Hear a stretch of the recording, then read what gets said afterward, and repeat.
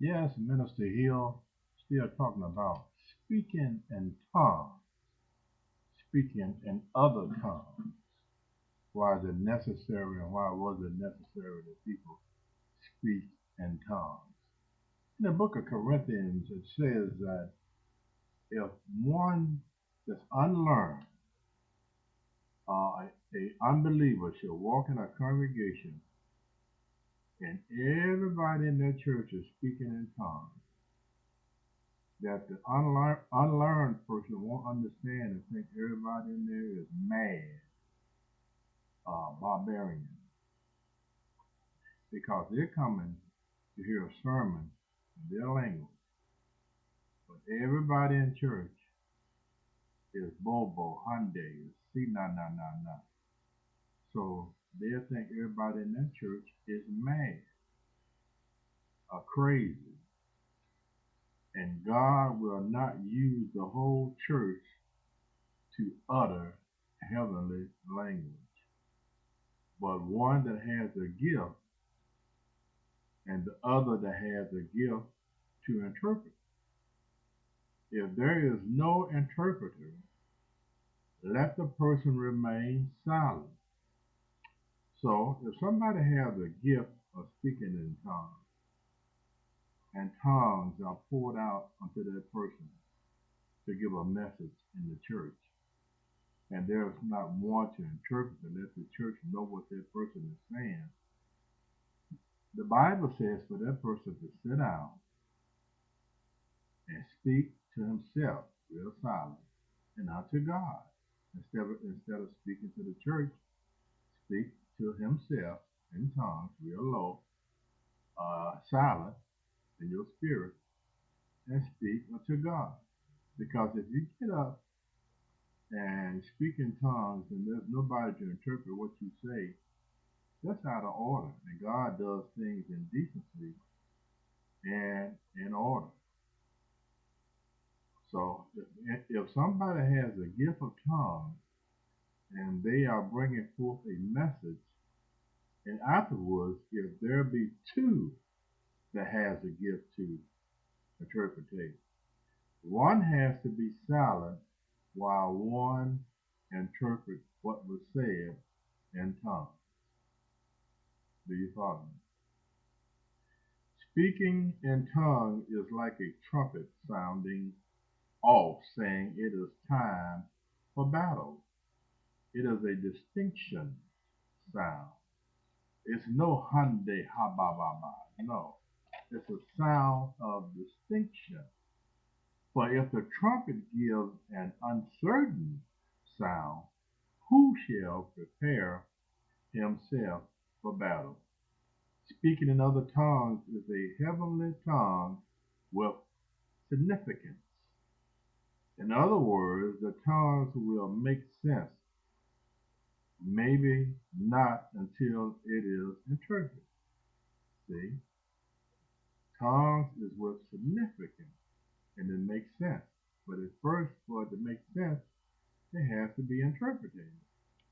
But you can't interpret Hyundai, Haba, Shande. The interpretation of those words are the speaker is a barbarian or they're crazy.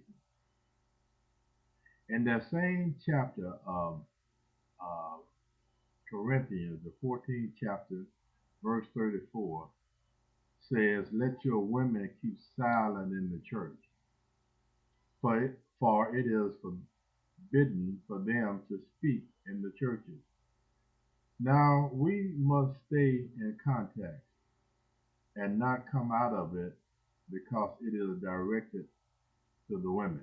So we must stay in contact. And contact is talking about speaking in tongues. Notice Paul said, let your women keep silent in the church. Your women, chapter 14 of the book of Corinthians, is talking about speaking in tongues. So when the writer just mentioned the word speak, you should know what goes on or what's coming after the word speak.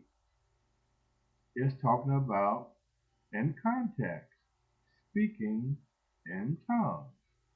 The women was not allowed to speak in tongues in church because at that time God was not speaking to the women of Corinth with tongues because the church was out of order. And at that time, God was not going to use women before man. However, man was out of order and he was the head. When the head is out of order, the rest of the body, the women and the children, follow suit. In the first chapter of Corinthians, the church was out of order, if you follow me. Man was divided. Some were saying, I'm of Paul. Some were saying, I am of Apollos.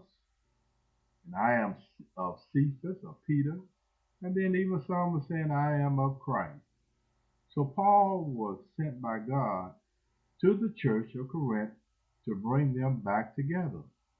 Paul asked them, is Christ divided? Was Paul crucified for you? As long as this church was divided, the gift of God would not work in the church. The gift of healing, the gift of tongues, the gift of interpretation of tongues, the gift of faith, the gift of miracles, the gift of discerning of spirits, the gift of word of wisdom, the gift of the word of knowledge, the gift of prophecy. These gifts was not working as long as these men were out of order.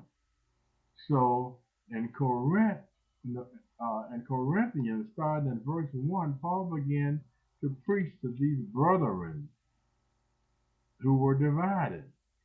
In chapter 1, verse 17, for Christ, Paul said, sent me to preach the gospel. Chapter 2, verse 12, Paul was telling the brother, now we have received not the spirit of the world. So he's trying to straighten these brothers out. How can a woman get up and speak and the men out of order?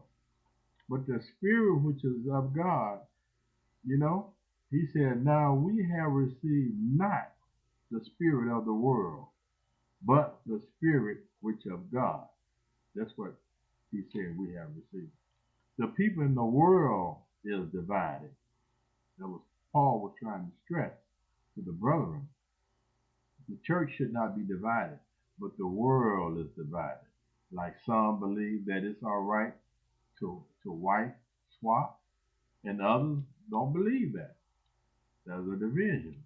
So, chapter 3, verse 3, Paul goes on to tell the divided church, for ye are carnal, you are worldly, for whereas there is among you envy and strife and division.